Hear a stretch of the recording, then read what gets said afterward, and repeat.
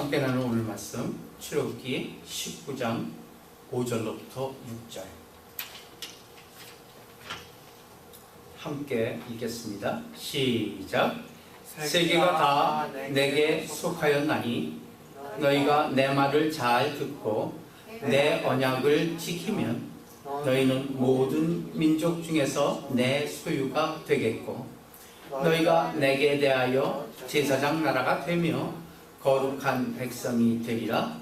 너는 이 말을 이스라엘 자손에게 전할지니라. 아멘. 금주의 말씀에 보게 되면은 베드로전서 2장 9절도 발췌를 했습니다. 주보에 있는 베드로전서 2장 9절. 그것도 한번 같이 읽어보시죠. 시작. 오직 너희는 택하신 족속이요 왕같은 제사장들이요 거룩한 나라요 그의 소유된 백성이니 이는 너희를 어두운 데서 불러내어 그의 기이한 빛에 들어가게 하신 자의 아름다운 덕을 선전하게 하려 하심이라. 이 말씀과 앞서 읽은 우리 본문 출애굽기 19장 5절 6절은 같은 내용이죠. 같은 내용인데 약간의 차이를 두고 기록이 되어 있습니다. 출애굽께서는 이런 그 내용의 약속들을 미래형으로 표현하고 있지만 조금 아까 베드로전서 2장 9절에서는 완료형으로 기록되어 있습니다. 그 사이에 있는 것이 바로 우리가 너무나도 잘 아는 예수 그리스도의 십자가 사건과 부활 사건이 그 중간에 있어서 그 예수 그리스도의 십자가 부활 사건을 필두로 해서 전후가 나누어져 있습니다. 내용 같습니다. 그 내용은 다 같이 무슨 얘기를 담고 있냐면은 우리는 죄 노예인 것을 지적하고 있습니다. 우리가 죄가 우리의 주인이 된 것이죠. 근데 그것이 누가 선택을 했냐면 우리가 선택을 한 것으로 성경을 기록하고 있죠. 우리가 죄를 선택한 것이에요. 그래서 죄의 노예가 되어 있습니다. 마치 세상 속에서 생각하듯이 우리가 의나 선을 선택하든지 아니면 악을 선택하든지 그런 기로에 선 삶, 그런 삶이라고 얘기하고 있지 않습니다. 세상은 그렇게 생각해요. 그래서 우리가 무엇을 선택할 것이냐, 악을 선택하면 악인이 되는 것이요 선을 선택하면 선인이 되는 것으로 그렇게 세상은 인간을 판별합니다. 그런데 성경은 그렇지 않아요. 우리가 의나 선을 선택할 여지가 없이 이미 우리는 죄밖에 선택할 수가 없는 존재다. 이것이 성경이 바라보고 있는 우리 인간의 실체입니다. 그래서 오늘 출애굽기에 있듯이 애굽 밑에 있던 백성들이 하나님의 간섭 없이는 탈출할 수 없었어요. 하나님께서 특별한 간섭을 하셨기 때문에 사실 애굽에서부터 나왔다시피 우리 신약을 살고 있는 우리 역시 마찬가지예요. 우리 역시 스스로 죄의 사슬로부터 종된 신분으로부터 탈출하지 못합니다. 세상은 이거를 갖다 탈출할 수 있다고 보는 것이죠. 근데 성경은 하나님은 탈출할 수 없다라고 우리에게 얘기하고 있습니다. 그래서 출애굽 사건은 뜻밖에도 하나님께서 이스라엘을 구원해내는 싸움으로 묘사되고 있다는 사실입니다. 출애굽하게 되면은 출애굽에 있는 이스라엘 백성들을 하나님이 특별히 모세를 통해서 끄집어냈다. 이걸로 끝나는 것이 사실 성경이 얘기하는 출애굽이 아닙니다. 끄집어낸 것으로 끝이 아니라 끄집어낸 것으로 시작이 되고 있는 것이 성경이 얘기하는 출애굽입니다. 하나님을 경배하는 것을 악한 세력이 그 죄가 어떻게 파괴하고 진멸하고 있었으며 그것을 어떻게 하나님께서는 그 악의 세력에서부터 하나님을 경배하고자 하는 백성들을 끌어내서 승리를 우리로부터 어떻게 우리를 통해서 승리를 하셨는가, 이것을 설명하는 것이 출애굽기죠. 그래서 출애굽기 3장 12절에 보게 되니까 너희가 이 산에서 나를 경배하리라 하셨습니다. 이것이 출애굽의 궁극적인 목표입니다. 하나님 앞에 서서 경배하는 것이 출애굽의 궁극적인 목적이라는 얘기예요. 출애굽이 애굽에 있는 애굽 백성들의 압제로부터 이스라엘 백성들을 끄집어내는 게 목적이 아니라는 얘기예요. 그것이 결과가 아니다는 얘기예요. 출애굽의 궁극적인 목표는 이 산에서 나를 경배하리라 한 그것이 목적입니다. 애굽이 반대하고 처음에는 안 놔주죠. 그래서 나중에 놔줍니다. 그때의 기록이 18절 이하에 쭉 있습니다. 그래서 출애굽기 18절 3장 18절부터 22절을 함께 또 같이 보겠습니다. 18절 제가 보겠습니다. 19절 여러분을 보면서 한 절씩 나눕니다. 그들이 내 말을 들으니 너는 그들의 장로들과 함께 애굽 왕에게 이르기를 히브리 사람의 하나님 여호와께서 우리에게 임하셨는즉 우리가 모두 하나님 여호와께 제사를 드리려 하오니 사흘길쯤 광야로 가도록 허락하소서 하라. 내가 아무리 강한 손으로 치기 전에는 애굽 왕이 너희가 그토록 허락하지 아니하다가 내가 내 손을 들어 애굽 중에 여러 가지 이적으로 그 나라를 친 후에야 그가 너희를 보내리라. 내가 애굽 사람으로 이 백성에게 은혜를 입히게 하시리라. 너희가 나한테 빈손으로 가지 아니하리니 여인들은 모두 그 이웃 사람과 및 자기 집에 거류하는 여인에게 은 패물과 금 패물과 의복을 구하여 너희의 자녀를 꾸미라. 너희는 애굽 사람들의 물품을 취하리라. 여기서 내용이 두 가지가 있죠. 첫 번째는 그 출애굽의 개념이에요. 우리가 출애굽기를 갖다 너무나도 잘 알고 있지만, 출애굽기를 너무나도 많이 공부를 했지만 기본적인 개념이 무엇인가에 좀 소홀하고 있어요. 출애굽의 개념은 다시 강조하지만 노예되었던 것으로부터의 끄집어내는 것, 노예되었던 신분으로부터의 해방이 아니라는 얘기예요. 지금 3장 18절부터 무슨 얘기예요? 출애굽의 개념은 하나님을 경배하려고 하니까 허락하라. 이것이 출애굽의 개념이라는 얘기입니다. 성경이 그렇게 얘기하고 있어요.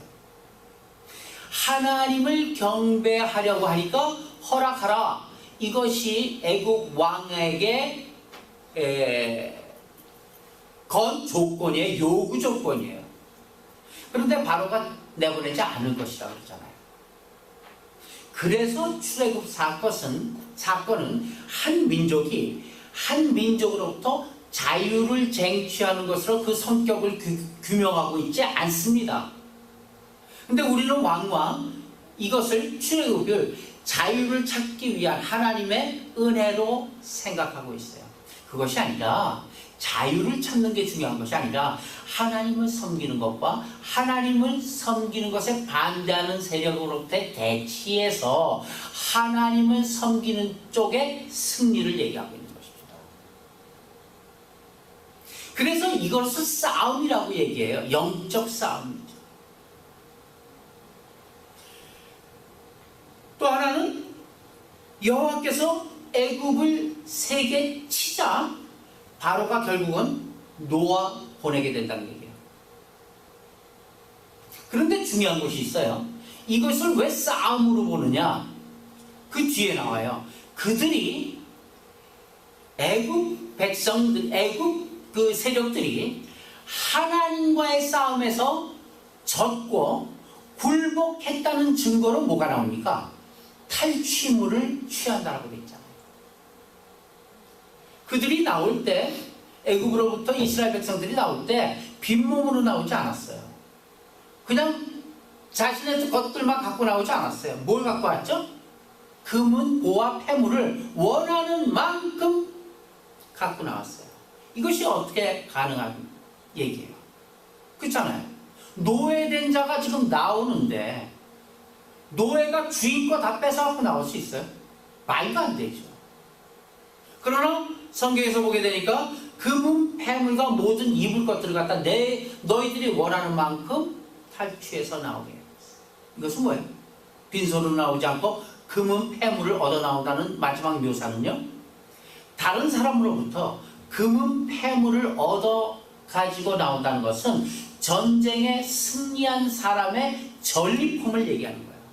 전쟁에 승리한 사람이 가질 수 있는 혜택이죠. 예나 지금이나 마찬가지예요. 미국이 맨날 전쟁에 참여하고 있는 이유가 뭐예요? 미국이 뭐 우방국가다 해갖고 그 우방국가를 갖다가 미국이 가서 싸움을 해줘요. 그러고 나서 싸움을 이겨요. 그러고 나서 끝나는 거예요? 아니에요. 미국이 그렇기 때문에 전쟁을 참여하는 것이 아니라 그 전쟁을 대신해주고는 다 전리품을 갖습니다. 그래서 석유를 다 얻어오고 중동에서 싸워서 그것이 다 전리품이에요. 예나 지금이나 마찬가지. 옛날엔 더했죠. 옛날에는 싸움에 이기고 난 다음엔 그들이 갖고 있는 그들이 갖고 있는 모든 재산 다 탈취해서 자기 것으로 가는 것이 그게 당연한 거였어요. 그게 국가와 국가 간, 민족과 민족 간의 싸움, 전쟁의 결과예요. 여기에서도 보게 되면은 출애굽이라는 사건이 우리는 일반적으로 하나님께서 특별하게 은혜를 베풀어서 이스라엘 백성들이 그 애굽의 압제 가운데 있는데 그들을 불쌍히 여겨서 그들을 애굽에로부터 탈출해내었다. 이 개념이 아니라 하나님을 경배하려는 하나님의 백성들과 하나님의 경배를 막으려는 그 악의 세력들과의 싸움이에요. 여기에 하나님께서 하나님을 경배하는 쪽에 손을 들어주셨고 싸움을 함께 했기 때문에 그들이 싸움에 이겨서 나오는 것이니까 모든 탈취물을 다 당연히 적법하게 합법적으로 갖고 나올 수 있었다는 거예요. 이것을 그래서 영적 싸움에서 하나님께서 우리를 붙잡고 있는 그 악한 세력을 깨뜨려 우리를 꺼낸 사건으로 출애굽 사건을 성경은 이야기하고 있는 것입니다. 우리는 신앙생활을 하면서 끊임없이 이런 생각을 해요. 우리의 신앙에 대해서 내가 주를 잘 섬기지 못하고 신앙생활을 제대로 하지 못해서 이게 좀 말이 되나? 이런 데서 떨치고 일어나야지, 승리해야지, 이렇게 생각을 합니다. 많이 디프레스돼 있고 나는 어떠한 이 절망 가운데 이 슬럼프 가운데 빠져 있는 그 신앙인들이 그렇게 생각해요. 내가 참 하나님 앞에 잘 섬기지 못하는 여기서 떨치고 일어나고 승리해야지. 많이 그러잖아요. 승리합시다. 승리란 무엇인가? 우리가 영적 싸움에서 승리합시다. 이렇게 얘기해요. 좌절한 자리에서 떨쳐 일어나갖고 넘어진 자리에서 벌떡 일어나서 신앙으로 승리해야지. 이것을 신앙이라고 생각해요. 많이 그러지 않습니까?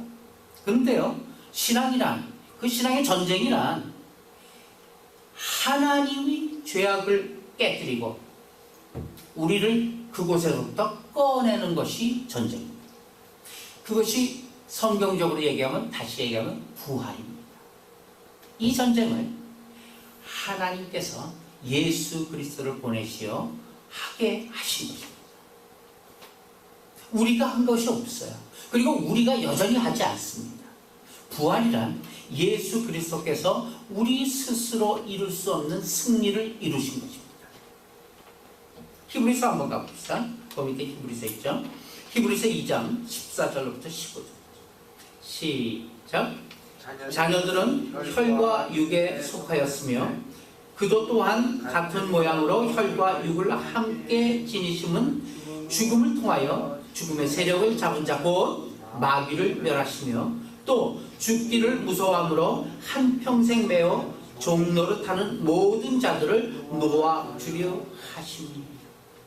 예수 그리스도와 십자가 사건과 부활 사건이 갖고 있는 가장 중요한 내용이 지금 히브리서 2장 14, 15절.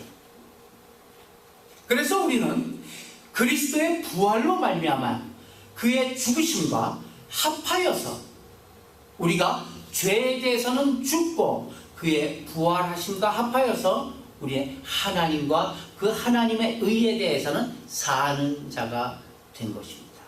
그것이 우리의 존재라는 얘기입니다. 그것이 우리의 신분이라는 얘기입니다.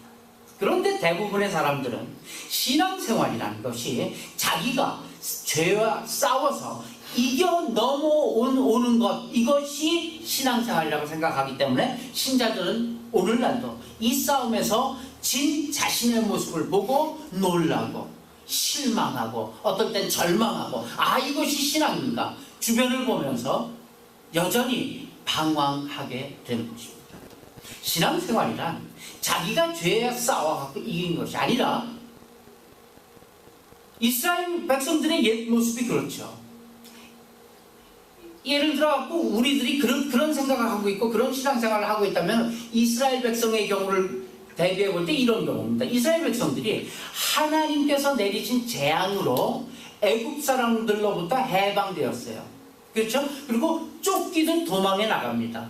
홍해가 있어요. 홍해 앞에 섰어요. 앞에는 푸른 이 물이 있죠. 물리치고 나온 것 같은데 그들은 더 거세게 흉악하게 쫓아오고 있어요. 이스라엘 백성들. 아무도 나를 구할 자가 없고 아픈 홍해여 뒤는 쫓아오는 병사들이 있어요. 철병거들이 있어요. 이 사이에 껴있는 이스라엘의 모습이 바로 이러한 데 범민하고 있는 우리들의 모습이에요. 이스라엘 백성들이 말한 것처럼 뭐라 그러냐면 이럴 바에는 우리가 왜 이 애굽에서부터 나오게 됐냐, 이럴 바에는 싸우지 말고 그곳에 가만 앉아 있으면은, 그곳 부엌에 있으면은 주인 상에 올라가는 가마솥에 고기라도 슬금슬금 먹으면서 그냥 편히 살 수 있을 텐데, 중간이나 갈 것 같은데 괜히 나왔다가 오도 가도 못해. 아픈 홍해야 뒤는 애굽 병사들이 쫓아오고 있어. 그래서 당황하고 있어. 그 모습이 바로 요즘에 우리의 모습이 아니냐는 얘기죠. 물리치고 나온 것 같은데도 더욱 거세진, 내가 신앙을 예수 그리스도를 찾은 것 같은데, 주님이 내 안에 계신 것 같은데, 그럼에도 불구하고 우리의 신앙생활이 여전히도 힘들고 어렵고 또 실망하는 그러한 모습으로 발견될 수가 있는 것입니다. 여기에 대해서 고린도전서 15장 51절로부터 58절은 이렇게 얘기하고 있어요. 부활을 증거합니다. 보라, 내가 너희에게 비밀을 말하노니 우리가 다 잠잘 것이 아니요 마지막 나팔의 순식간에 호련히 다 변화되리니 나팔 소리가 나매 죽은 자들이 썩지 아니할 것으로 다시 살아나고 우리도 변화되리라. 이 썩을 것이 반드시 썩지 아니할 것을 입겠고 이 죽을 것이 죽지 아니함을 입으리로다. 이 썩을 것이 썩지 아니함을 입고 이 죽을 것이 죽지 아니함을 입을 때에는 사망을 삼키고 이기리라 라고 기록된 말씀이 이르리라. 사망아, 너의 승리가 어디 있느냐? 사망아, 내 쏘는 것이 어디 있느냐? 사망이 쏘는 것은 죄요, 죄의 권능은 율법이라. 우리 주 예수 그리스도로 말미암아 우리에게 승리를 주시는 하나님께 감사하노니, 그러므로 내 사랑하는 형제들아, 견실하며 흔들리지 말고 항상 주의 일에 더욱 힘쓰는 자들이 되라. 이는 너의 수고가 주 안에서 헛되지 않은 줄 압니다. 여기 표현대로 신앙의 최종적인 승리의 모든 표현이 다 수동태로 되어 있다는 사실. 여기에 있는 동사가 다 수동태 동사예요. 우리에게 이김을 주시는 하나님, 우리 주 예수 그리스도로 말미암아 우리에게 이김을 주시는 하나님께 감사합니다. 이러한 표현이기에 부활이란 성경에서 가장 중요하게 취급되는 것이 부활입니다. 그런데 이 부활이 무엇입니까? 우리가 살고 있는 이 생태계 최고의 법칙이 뭡니까? 가장 높은 법칙, 사망이에요. 안 그렇습니까? 사망이면 더 이상이 없어요. 끝이에요.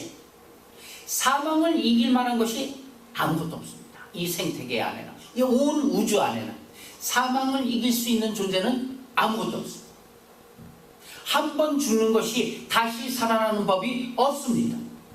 그러나 이제 우리는 예수 그리스도로 말미암아 사망을 이기는 법 속에 들어간 사람들이라는 얘기죠. 이것이 달라도 엄청 다르다는 얘기입니다. 우리의 믿음은 무엇입니까? 우리가 이기기 위해서 무엇을 해야 하는 것이 아니에요. 이김 속에 있는 힘이라면 무엇을 해야 하는 것인가? 우리가 시험을 치러서 합격하면 학교에 들어가잖아요. 어느 학교에 시험을 쳐요. 그래서 떨어져요. 시험에 떨어져요. 그러면 뭐예요? 시험에 떨어지면 그 학교에 못 들어가요. 끝이에요. 그렇죠? 다시 재수를 해서 시험을 치던 아니면 저는 다른 인생을 살던 그 학교에는 관계없는 삶을 살게 돼요. 그런데 다행히도 열심히 공부한 탓에 혹은 어떻게든 그 뒤에서 밀어서 그 학교에 들어갔어요. 그 학교에 시험에 치러서 합격되면은 그 학교에 들어가게 되면은 어때요? 그 학교에 들어가서부터는 졸업할 때까지 시험을 치르게 돼요. 그 학교에 시험 열심히 떨어진 자는 그 다음에 공부 안 해도 돼요. 사실 시험에 합격했기 때문에 그 학교에 들어간 사람은 이제 졸업할 때까지 시험을 봐요. 시험 뒤에는 성적표가 반드시 나오죠. 신앙생활이란 이런 거예요. 이기기 위한 싸움이 아니에요. 우리의 신앙생활이란 어떠한 신앙생활도 마찬가지. 우리가 이기기 위해서 싸우는 것이 신앙생활이 아니더라는 얘기예요. 이긴 자로서의 싸움이 신앙생활입니다. 이게 달라도 엄청 다른 거죠. 합격과 불합격을 결정하는 싸움이 아니라 신자로서의 승리와 누림을 지속하느냐 놓치느냐, 이 싸움인 것입니다. 이것이 우리의 신앙생활입니다. 우리는 낙제하는 일이 있을 수 있어요. 낙제는. 그러나 퇴학당하는 일이 있다 없다? 없다. 퇴학당치 않아. 낙제는 덜할 수 있어요. 퇴학당할 일이 없는 자리로 들어왔다는 것 자체, 그것이 부활이 우리에게 가르치는 법이라는 사실입니다. 신앙생활을 하면 할수록 우리는 참 신앙생활을 못한다라는 그런 느낌을 받습니다. 혹시 그런 느낌 받아봤습니까? 저는 굉장히 많이 절실해요. 우리가 하다 보면 참 신앙생활 못한다 이런 생각이 많이 들어요. 그래서 많이 좌절도 되죠. 그런데요, 그게 정상이에요. 사실 점점 더 영이 세밀해지고 또 맑아지기 때문이에요. 옛날 같으면 그냥 지나갔을 것도 그냥 지나가지지가 않더라고요. 따지게 돼요. 내 자신에 대해서. 옛날 같으면은 뭐 웬만큼 죄를 짓는다는 것이 눈에 보이지도 않았죠. 그것이 죄인지도 몰랐죠, 사실은. 근데 이제는 보이죠. 느끼죠. 그렇기 때문에 그것 때문에 더 괴로워지는 거예요. 더 실망하는 거예요. 사실 신앙생활을 하면 할수록 더 죄책감이 생깁니다. 믿습니까? 네. 신앙생활을 많이 하면 할수록 계속해서 그 신앙생활 속에서 죄책감만 생기는 거예요. 그것이 바른 신앙생활이에요. 신앙생활 하면서 너무 기뻐요. 신나요. 하나님과 더욱더 가까워지는 것 같아서 더 신나요. 거짓말이에요, 그거는요. 신앙생활 딱 계속해서 더욱더 깊이 들어가는 신앙생활이 어떻게 기쁨을 줘요? 안 줘요. 내 자신의 더러움이 더욱더 나오기 때문에 더욱더 괴로워하게 되죠. 그러나 영은 맑아지는 것이죠. 그것이 잘못 착각하고 있는 거예요. 때문에 신앙생활을 하면 할수록 훨씬 더 죄책감이 생기는 게 그게 정답입니다. 난 희망이 없는 것 같아. 이거 하나는 아닌 것 같아. 자꾸 이런 생각이 들어요. 자꾸 겸손해지고 자꾸 웁니다. 겸손도요, 사실 그렇죠. 겸손하다는 말, 그 겸손하다는 말은 제3자가 볼 때 이야기예요. 난 참 겸손해진 것 같아. 그건 거짓말이죠. 제3자가 볼 때, 다른 사람 볼 때, 저 사람 참 겸손한 것 같아. 그런 느낌을 줄 때가 진짜 겸손이죠. 본인은요? 본인이 겸손해진 것 같아요? 본인이 겸손하다고 느끼는 사람이 있어요? 진짜 겸손해졌는데? 아니에요. 실제 본인은요, 겸손한 것이 아니라 좌절하고 절망하고 있는 거예요. 그게 맞아요. 내 스스로는 좌절하고 절망하고 있는데, 이런 놈이 뭐 이래. 내 자신을 보고, 그게 밖에서 볼 때는 겸손해 보여요. 옆 사람 보기에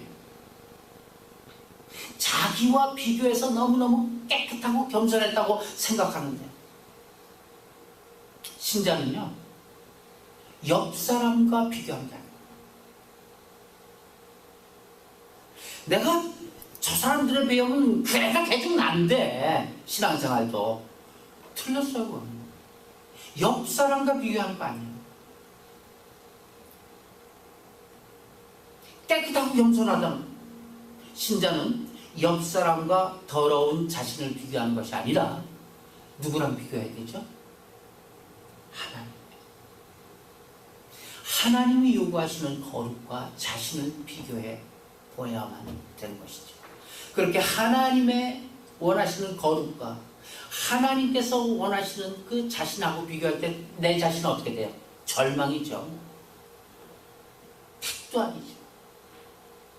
그래서 한탄하는 거예요. 누가? 사도 바울이 그런 거예요. 사도 바울이 죄를 계속 연거푸 져갖고 한탄합니까? 오라, 오라. 공허한 자로다. 이 자리에서 누가 나를 끄집어냈고, 이거 사도 바울이 계속 해갖고 맨 처음에는 누구보다도 못하다고요? 맨 처음에는 내가 굉장한 사람이라고 하는데 나중에는 뭐라 그래?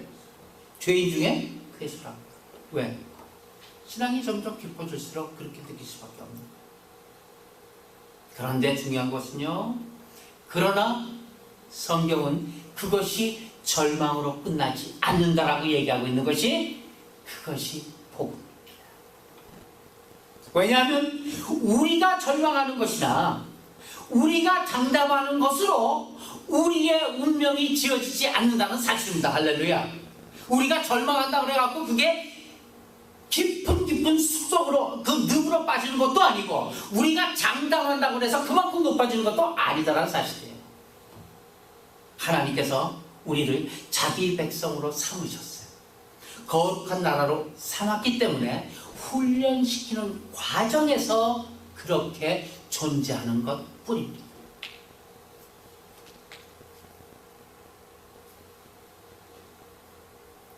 합격장을 받으면은 내 백성은 삼겠다고, 내가 이런 수준에 합격하면은 내가 너를 구원하겠다고, 그렇게 말씀하신 적이 없습니다. 하나님은 우리를 택하셨을 뿐만 아니라 취소하지도 포기하지도 않으시는 하나님이십니다. 성경은 늘 예수 그리스도 안에서라는 단어를 조건으로 제시합니다. 내가 과연 예수 그리스도 안에서 이 생각을 하고 있고 예수 그리스도 안에서 이 일을 하고 있느냐? 그렇다면 너는 내 일을 하고 있는 것이다. 우리의 생명이 사망을 이겨내는 법칙 속에 초대받아 들어온 자들이에요. 예수 그리스도께서 사망 권세를 깨뜨리고 우리를 거기서부터 이미 끄집어 내셨습니다. 그래서 사실 성경 전체를 통해서 가장 중요한 선언은 우리에게 로마서 8장 1절로부터 2절로 결론되어집니다. 로마서 8장 1절로부터 2절 한번 찾아봅시다.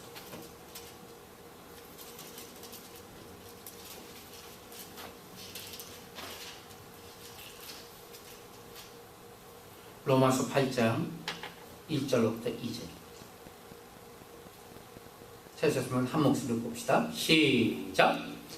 그러므로 이제 그리스도 예수 안에 있는 자에게는 결코 정죄함이 없나니, 이는 그리스도 예수 안에 있는 생명의 성령의 법이 죄와 사망의 법에서 너를 해방하였음이라. 아멘.